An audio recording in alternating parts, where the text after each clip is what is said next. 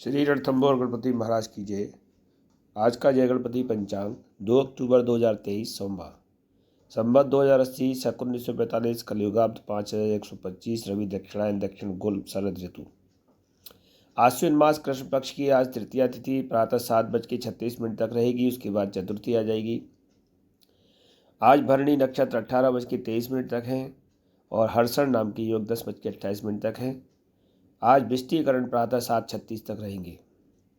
चंद्रमा मेष राशि में गोचर करेंगे। आज का राहु काल 7:43 से 9:12 तक है। आज चतुर्थी का श्राद्ध रहेगा और चतुर्थी व्रत की भी आज ही है। आज चंद्रोदय रात 8:01 पर होगा। चतुर्थी की कथा श्रवण करने के लिए आप हमारा यूट्यूब लिंक जो दिया हुआ है, आज की कथा का उसे कथा सुन सकते हैं। पंचमी श्राद्ध 3 अक्टूबर मंगलवार, षष्ठी श्राद्ध 4 अक्टूबर, सप्तमी श्राद्ध 5 अक्टूबर, अष्टमी श्राद्ध 6 अक्टूबर, नवमी श्राद्ध 7 अक्टूबर, दसवीं श्राद्ध 8 अक्टूबर, एकादशी श्राद्ध 9 अक्टूबर का रहेगा। 10 अक्टूबर को केवल एकादशी व्रत है, उस दिन कोई श्राद्ध नहीं है।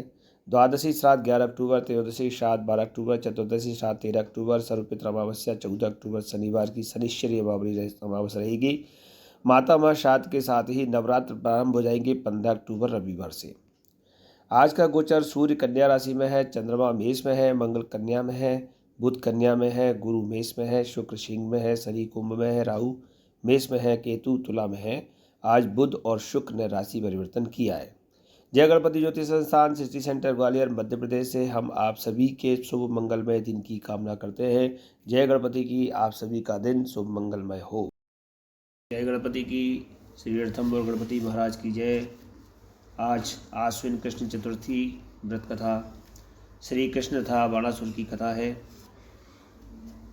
शिवतनये वरिष्ठं सर्वकल्याणमूर्तिं परशुकमलहस्तं शोभितं मोदकेन अरुणकुसुममाला व्यालयतनोपवीति मम हृदये निवासं श्रीगणेशं नमामि। बोलो गणेश जी महाराज की जय। एक समय युधिष्ठिर जी ने पूछा, हे कृष्ण, हमने सुना है आश्विन कृष्ण चतुर्थी को संकटा चतुर्थी भी कहते हैं। उस दिन किस भांति गणेश जी की पूजा करनी चाहिए? हे जगदीश्वर, आप कृपा करके हमें विस्तार से बताइए। श्री कृष्ण जी ने कहा, प्राचीन काल में यही प्रश्न पार्वती जी ने गणेश जी से किया था कि देव को अब आश्विन मास में किस प्रकार गणेश जी की पूजा की जाती है, उसके करने का क्या फल होता है, यह जानने की हमारी इच्छा है। यह सुनकर भगवान गणेश जी बोले, हे शैलपुत्री माँ, सिद्धि की सब कामना करने वाले व्यक्ति को चाहिए कि आश्विन मास में कृष्ण गणेश की पूजा पूर्वोक्त विधि से करें, जैसा गणेश पूजन की विधि कही है। गणेश जी की स्थापना करें और उनको जल से, पंचामृत से, शुद्ध जल से स्नान कराएं, वस्त्र चढ़ाएं, धूप दीप दूबा पुष्प चढ़ाएं और मोदक का भोग लाएं।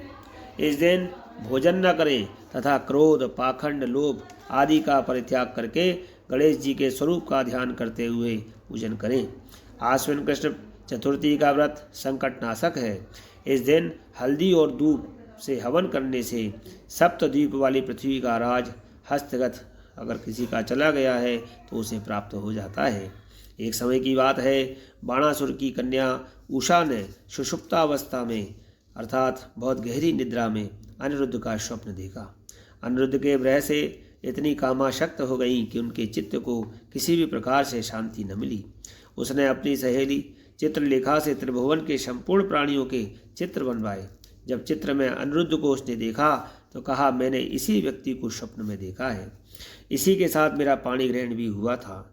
हे सुजग, यह व्यक्ति जहाँ कहीं भी मिले इसे ढूंढ करके लाओ, अन्यथा इसके वियोग में मैं प्राण छोड़ दूंगी।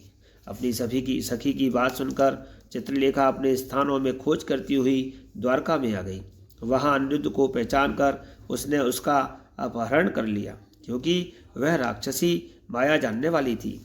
रात्रि में पलंग सहित अनिरुद्ध को उठाकर वह गोधूली बेला में बाणासुर की नगरी में प्रविष्ट हो गई। इधर प्रद्युम्न को पुत्र शोक के कारण असाध्य रोग से ग्रसित होना पड़ा। अपने पुत्र प्रद्युम्न और पौत्र अनिरुद्ध की घटना से श्री कृष्ण जी विकल हो गए। रुक्मणी भी पौत्र के दुख से दुखी होकर बिलखने लगी। पतिव्रता रुक्मणी खिन्न मन से कृष्ण जी से कहने लगी, हे नाथ, हमारे प्रिय पौत्र का किसने हरण किया है, अथवा वह अपनी इच्छा से कहीं चला गया है।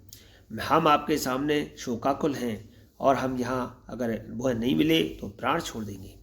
रुक्मणी जी की ऐसी बात सुनकर श्री कृष्ण जी यादवों की सभा में उपस्थित हुए। वहाँ उन्होंने परम तेजस्वी लोमस मुनि के दर्शन किए और उन्हें प्रणाम करके श्री कृष्ण ने सारी घटना कह सुनाई। श्री कृष्ण जी ने लोमस ऋषि से पूछा, हे मुनिवर, हमारे पौत्र को कौन ले गया? वह कहीं स्वयं तो नहीं चला गया? हमारे बुद्धिमान पौत्र का किसने अपहरण कर लिया? यह बात हम नहीं जानते। उनकी माता पुत्र वियोग के कारण बहुत दुखी हो रही है। कृष्ण जी की बात सुनकर लोमस ऋषि ने कहा, महर्षि लोमस जी कहते हैं, श्री कृष्ण जी, बाणासुर की कन्या उषा की सहेली चित्रलेखा ने आपके पौत्र का हरण किया है और उसे बाणासुर के महल में छिपा कर रखा है। यह बात नारद जी ने बताई है। आप आश्विन मास के कृष्ण चतुर्थी संकटा का अनुष्ठान कीजिए। इस व्रत के करने से आपका पौत्र अवश्य ही आ जाएगा। ऐसा कहकर मुनिवर वन में चले गए। उन्होंने संकटाव्रत के करने का उपदेश दिया। श्री कृष्ण जी ने लोमस ऋषि की कथा अनुसार व्रत को किया। हे देवी, इस व्रत के प्रभाव से उन्होंने अपने शत्रु बाणासुर को पराजित कर दिया। यद्यपि उस भीषण युद्ध में उनके पिताजी शिव जी ने बाणासुर की बड़ी रक्षा की और फिर भी वह परास्त हो गया। भगवान कृष्ण ने कुपित होकर बाणासुर की सहस्त्र भुजाओं को काट डाला।